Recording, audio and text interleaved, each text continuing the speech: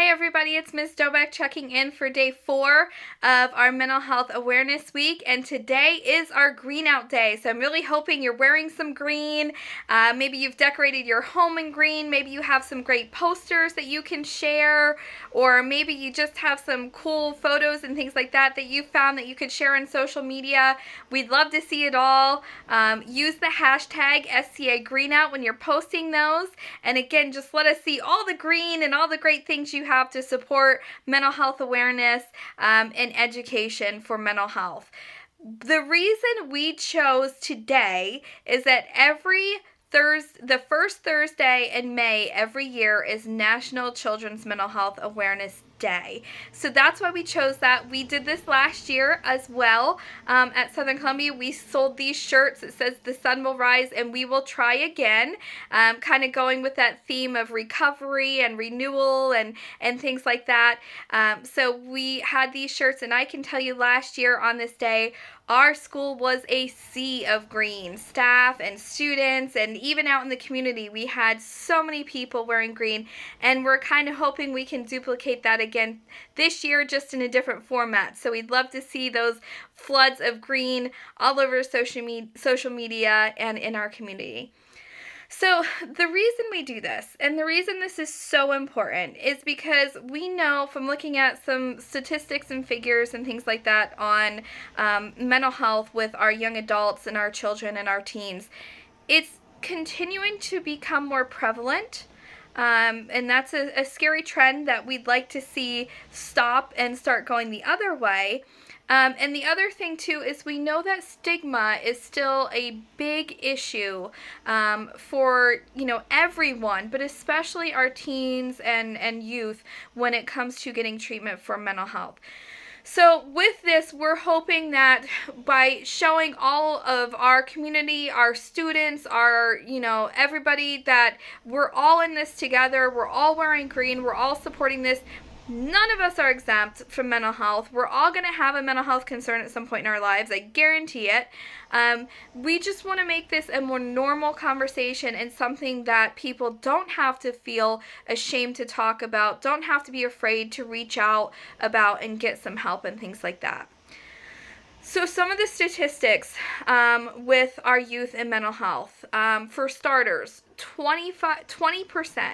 20% of our youth ages 13 through 18 have or will have during that age frame a mental health illness. So enough mental health symptoms that it is diagnosable as a mental health illness. So they're estimating about 20% of youth ages 13 through 18 at some point. That's a lot. And that means that even if you haven't experienced it yourself, one of your best friends, I'm sure, certainly has. So no one is kind of exempt from this. This can happen to anyone. We can all have mental health concerns that could lead to a mental health illness. Of course, the biggest one for youth is anxiety. Just like in adults, anxiety is the most prevalent for youth. Let's see what else. So some of the other statistics that are important for you guys to be aware of is that someone who is going to experience a mental health illness or a mental health disorder in their lifetime, they are going to start showing symptoms typically by the age of 14. So by the age of 14, they are going to start showing some symptoms, and what we know is that if we can get them treatment early on, we have the chance of slowing that or even stopping that before it becomes a full-blown disorder. So we really want to look at, some of the symptoms and be aware of that. Most of the time, we're going to see symptoms of that mental health disorder or illness by the time that person is 14. Not always. It's not 100%. I think it's around about 65 or 70%. But most likely we are going to see some symptoms by the age of 14. What do those symptoms look like? So again, this can be a whole wide range of things, but, extreme emotions, withdrawing from things that they would normally really like people or sports or activities or things like that, changes in patterns of behavior, so, sleeping changes, eating changes, things like that. Also, a more like hostility or just irritableness, because we have these things going on and we don't know how to respond to them. So that's a natural thing that happens, is we get more tense and we tend to respond in a little bit more intense way. So those are just some of the things. There's a whole lot out there. If you Google them, you can see what's out there. But look for some of those symptoms, okay?